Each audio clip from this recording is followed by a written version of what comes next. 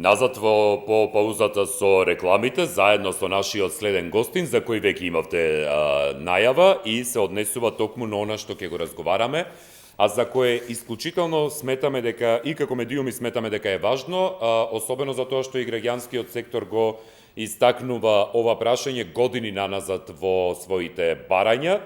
На линија преку Zoom го имаме токму Стојан Мишев од Сдруженијето ЕСЕ, со кој ќе разговараме за граѓанскиот сектор кој алармира за транспарентен избор на членовите на Комисијата за заштита од дискриминација или Комисија за антидискриминација, како што најчесто и се нарекува во скратена форма меѓу луѓето. Стојан, дали се слушаме? Да, се слушаме. Добар ден, благодарам што прифативте да сте дел од оваа емисија. Бидејќи имаме кратко време на располагање, јас би предложил да почнеме веднаш со главното. Стојан, кој е главниот проблем кој граѓанскиот сектор го воочува токму во овој период сега со избирањето на новиот состав на Комисијата за заштита од дискриминација? Па, можеби суштината на самиот проблем е недостатокот на политичка волја за транспарентно избирање на членовите на Комисијата за заштита од дискриминација и би рекол генерално за телата кои се задолжени да се грижат за заштита на луѓето од дискриминација и за заштита на нивните човекови права. Од тука, она што е суштината на проблемот, како што реков, е дека властите во оваа држава не покажаа волја, дека сакат во суштина да им помогнат на луѓето, затоа што кога зборуваме за дискриминација мора да потенцираме дека проблемот е тоа што станува збор за системска дискриминација. Што значи системска дискриминација? Системската дискриминација значи дека граѓаните во оваа држава најчесто се дискриминирани од страна на самите институции. Впрочем, самите граѓани дискриминацијата ја доживуваат најчесто како нееднаков третман, ограничување на нивните права или ограничување на пристапот до добра и услуги. Може да кажеме дека социјалната и здравствената заштита, работните односи, понатаму правосудството и управните органи се најчестите области каде што се случува дискриминација. И од тука ние како граѓански сектор, односно организации кои долги години всушност работиме на обезбедување на помош и поддршка на граѓаните за остварување на нивните права, сме загрижени за начинот на кој што се избираат овие тела. Не станува збор само за Комисијата за спречување и заштита од дискриминација. Денес периодов е актуелен и изборот на Народниот правобранител како основна институција за заштита на човековите права и повторно е проблематизиран и изборот на Народниот правобранител, повторно од иста причина, процесот не е доволно транспарентен и со право сме загрижени дека повторно ќе има партиско влијание, односно ќе бидат вработени луѓе кои претходно веќе се поврзани со политички партии. Зошто е битно во овие тела да влезат стручни лица, независни лица и компетентни лица? Затоа што и по закон, по дефиниција, овие се тела кои што треба да ги заштитат граѓаните од државните органи, од државните институции, од единиците на локалната самоуправа во ситуација кога нивните права се ограничени или луѓето се дискриминирани. Сметате дека токму ваквите тела, како што е Комисијата за спречување и заштита од дискриминација, но и еве и Народниот правобранител, досега беа исклучително користени во, хајде да ги наречеме, партиски раздаванки на функции или нешто слично, каде што човек само ги задоволува потребите на своите партиски членови, а при тоа не бирајки ги врз основа на нивните портфолија и биографии во интерес на граѓаните? Точно. Па ние самите јавноста е сведок на тоа дека еве ако зборуваме за изборот на народен правобранител, во јавноста веќе се лицитираа имиња, иако по закон тоа треба да биде транспарентна постапка кај ќе се пријават независни луѓе, меѓутоа преку медиумите беше пласирана информација со конкретни имиња кој ќе биде следниот народбранител. Ние имаме ситуација каде што сакав да го нагласаме дека овие тела по закон одговараат пред собранието. Од друга страна собранието ги представува граѓаните. Поентата е дека овие тела директно одговараат пред граѓаните. Ние имаме една абсурдна ситуација и загрижувачка би рекол, ситуација каде што властите при избирањето на овие тела не го земаат предвид принципот на соодветна и правишна застапеност, не ја почитуваат родовата еднаквост и не се грижат за различностите во нашето општество. Значи нема потреба од партиско влијание во институција која треба да биде токму независна и да ги штити луѓето од институциите па и од однесувањето на самите политички партии во оваа држава. Затоа што нашиот однос кон дискриминацијата се одразува и на ниво на постапување на центри за социјална работа, на ниво на обезбедување на услуги во болница, во здравствени установи, од страна на полиција, правосудни органи. Значи, за да можеме ние да зборуваме ефективна заштита на луѓето во ситуација кога не се третирани исто и еднакво, кога им се ограничени правата или кога нема пристап до добри услуги, мора да има стручни лица кои ќе знаат да ги заштитат луѓето и кои пред се примерно во нивниот фокус ќе биде заштитата на граѓаните и промовирање на еднаквоста и недискриминацијата во нашето општество. Каков е профилот на Да. каков е профилот на луѓе кои граѓанскиот сектор смета дека може да бидат членови на ова тело, на комисијата конкретно? Потоа ќе зборуваме за народниот правобранител. Што е она што треба да поседуваат овие луѓе? Да. Во државата има луѓе кои долги години, стручни луѓе, кои долги години во суштина работат и обезбедуваат помош и поддршка на луѓето кои биле дискриминирани, на ранливите групи на граѓани. Има стручњаци кои како се знаат својата работа, луѓе кои се посветени и се заложуваат за вистинско промовирање на еднаквоста и заштита на правата на граѓаните. Голем број колеги од граѓанскиот сектор, од граѓански организации повеќе од 20 години работат на обезбедување на помош и поддршка на различни ранливи групи на граѓани, дали се тоа роми, лица со попреченост, луѓе кои потребуваат дроги, сексуални работнички и така натаму.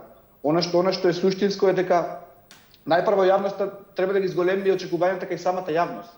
Затоа што она што е загрижувачки е дека нешто не се зафире таквата практика на промовирање на партиски кандидати за членови на овие тела, туку се пласира во јавноста во смисла овој треба да биде член на тоа тело кој што треба да биде независно по природа. Значи, она што е суштинско кај нас е дека државата не покажа политичка волја, кога викаме политичка волја, можам искрено да кажам дека во суштина не сакаат да им помогнат на луѓето кога тие се дискриминирани, кога нивните права се нарушени, затоа што дури кога имаш волја да им помогнеш на луѓето, да остварат одредено право, не ти не треба ни законски да е уредено тоа. Значи, можеме ние помагаме и сме помагали на луѓето токму во таа насока, да ги земеме жените кои претрпеле себе на насилство и помагаме во делот на заштита од насилство преку граѓански и кривични судски постапки, но и разрешување на другите проблеми поврзани со семејното насилство, како што се развод на брак, старателство, издршка за децата и така натаму. Ако ги земеме ромите, обезбедуваме помош и поддршка за остварување на нивните права, обезбедување на соодветни здравствени услуги, остварување на правата од областа на социјалната заштита.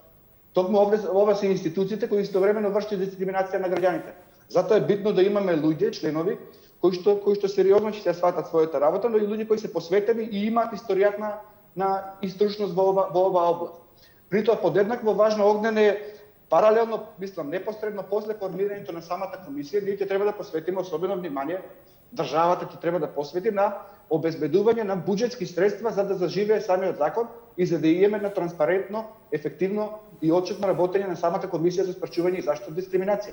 Неопходно ќе биде после, ние сега зборуваме за избор на членови на комисијата, меѓутоа после формирањето на комисијата ќе треба да се формира стручната служба.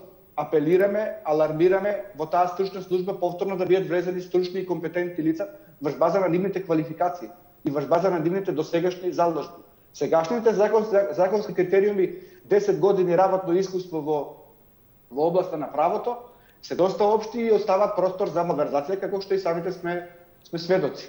Значи, она што го бараме е спроведување на транспарентна постапка, меѓутоа после тоа државата да посвети внимание на формирање на стручната служба, понатаму обезбедување на сите потребни финансиски, технички и човечки капацитети за самата комисија да заживе.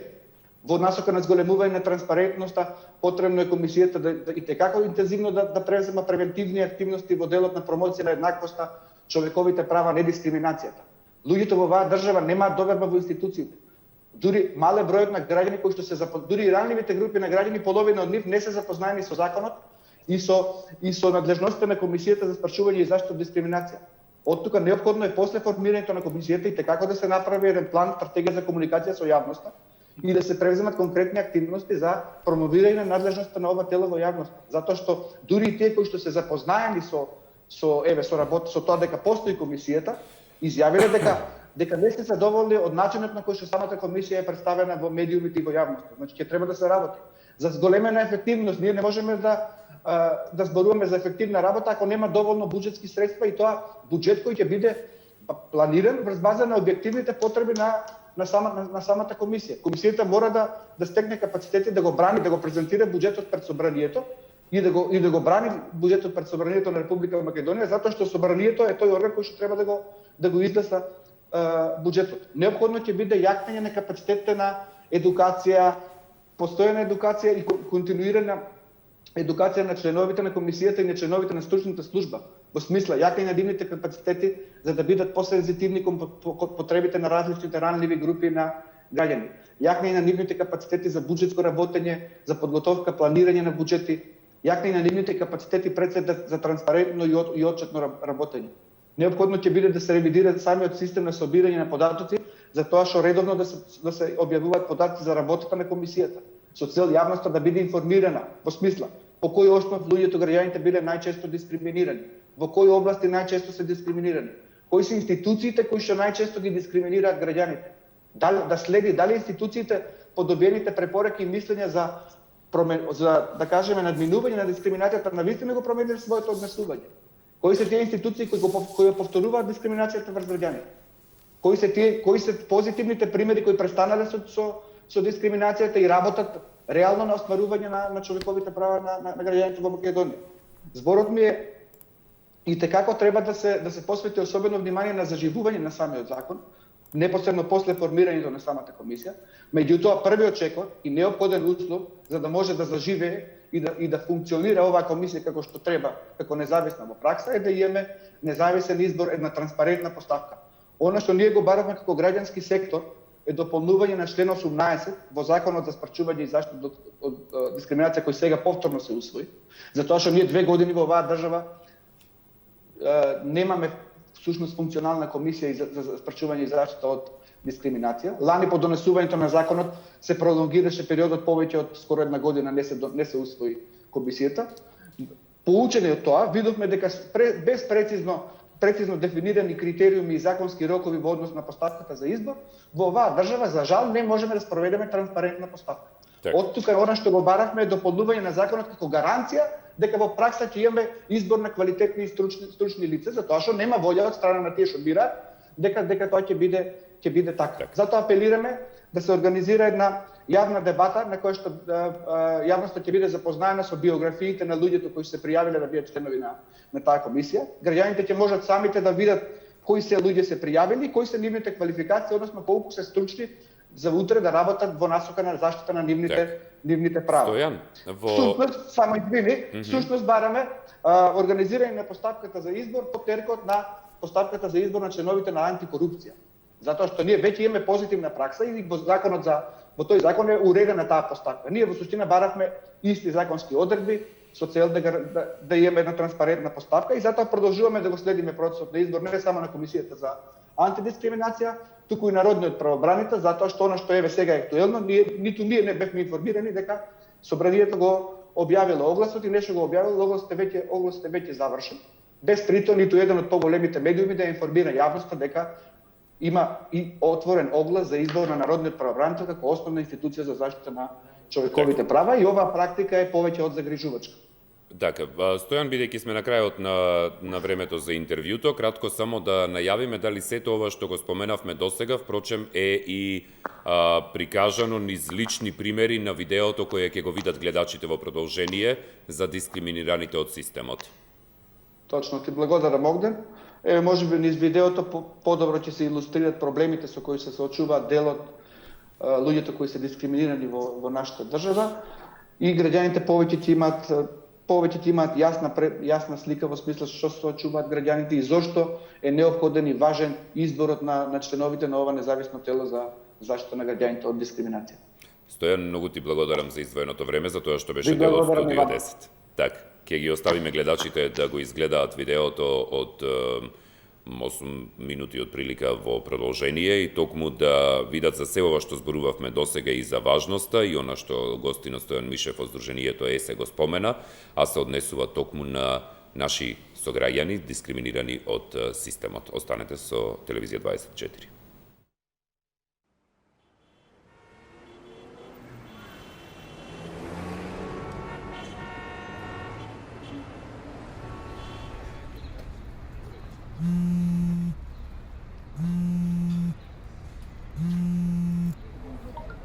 Ало? Да, здраво. Јасно? Да, се јавувате за услуга. Слободна сум, да. Ги знаете условията? Веќе сме се видели. Да, слободно се може. Може за 1 сат да се видим. Важи, не е проблем. Јавете се за 1 сат. Ќе ви кажем кај да дојдете да. Важи, нема проблем. Чао, пријатно. Со сексуална работа се занимавам веќе околу 10 години.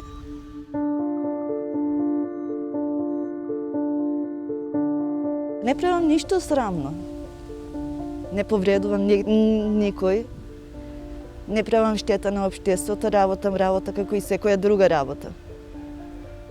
Одам на работа, си ја завршувам мојата работа и тоа е работа. Немам потреба да почувствувам некој срам или да се почувствувам дека правам штета на општеството.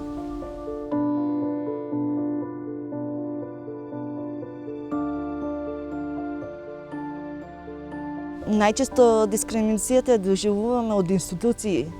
И тоа институции кои треба да работат за нас и кои треба да не заштитат и од насилство и од дискриминација. Најчесто институционална дискриминација која доживуваме од Министерството за внатрешни работи. Институција која треба да ја гледаме како поддршка, како заштита, но најчесто таму сме дискриминирани. Имам поднесувано лично представки за од мене, представки за други лица, но обично се копи-пейст представките, нема основ на дискриминација. Имаше еден случај каде што секторот за внатрешна контрола ми бараше копија од разговорот на бројот 192, да видат дали сум била дискриминирана. Сите знаеме дека 192 се снима само полицијата и секторот за внатрешна контрола, јавно обвинителство може да ги добие разговорите. Значи не сакаат да постапуваат, не ја ни гледаат дискриминацијата, не се заинтересирани воопшто за дискриминацијата која доживуваат сексуалните работници и маргинализираните заедници во Македонија.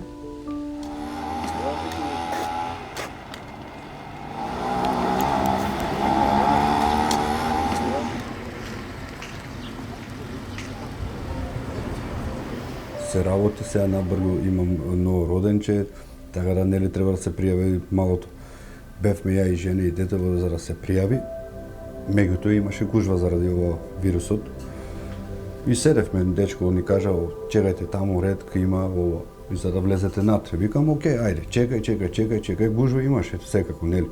Али кој како што ќе си доаѓа, сега не е битно дали се од албанска вероисповед или од македонска, нели? Доаѓа еден, здраво дечко, шо преш, како си? Она, тап си влезе натре. Му гледаме ние.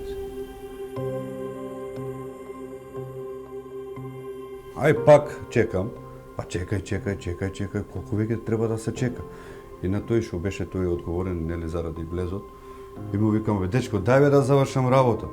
Вика, чекај, има време. Као да сум тргнат на страна, као никој да не ме гледа. Не знам зошто тоа така. Почнав таму да се, знаеш, малце да зборам, малце подрско. Дај да викам, ти се Бога, дај да завршам работа ова. Не, дечко, чекај, еве се уште малце, има гужва, нели гледаш, не смееме да се собереме на куп, ова. Викам, окей, нема проблем, јас имам жената и се вратив дом.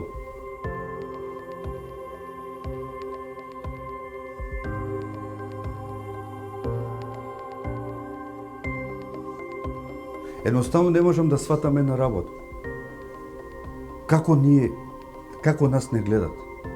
Чудна работа, значи чекај пополека, дека сум ром сега мене ме гледаш така, или ме фрлаш на страна, или не ме споредуваш дали со македонците, дали со албанците. Чекај малце, каква дискриминација е.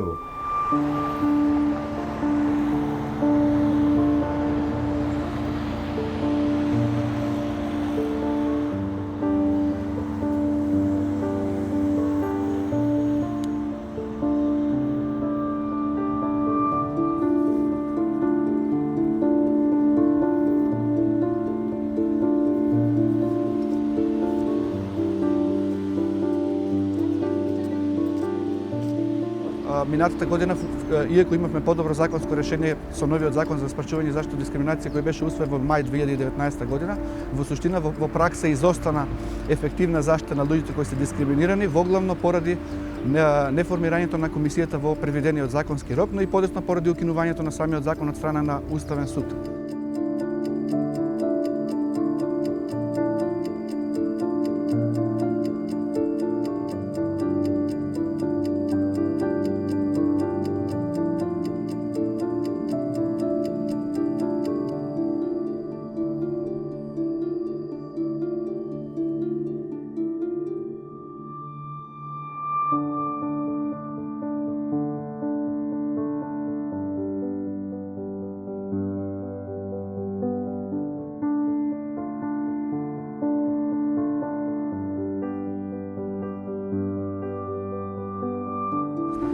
Целта ни е да имаме една транспарентна и инклузивна постапка со учество и на самиот граѓански сектор, која ќе ни гарантира дека во иднина ние ќе имаме ефективна комисија за заштита од дискриминација, која што ќе промовира еднаквоста, но и ќе се грижи за заштита на индивидуалните права на граѓаните. Во секој случај дискриминацијата не е нешто кој поминува како ветер покрај луѓето. Има луѓе кои се слаби и кои може да заврши фатално дискриминацијата. Имам и случаи кои што лично познавам, човек кој беше зависник и понижуван во општеството, односно дискриминиран од институции, на крајот заврши со самоубиство. Значи не е убаво чувство. Секој кој доживеал барем една дискриминација на себе може да каже какво е чувството. Се надевам дека ако некојаш прекинам со сексуалната работа и поберам друга работа, дека би немала таков проблем. Дај да се гледаме како што треба. Нели, еднакво да имаме, значи и вие и ние и сите да имаме еднакво, а не едниот да го фрлиш, а другите да се завршат работа како што треба.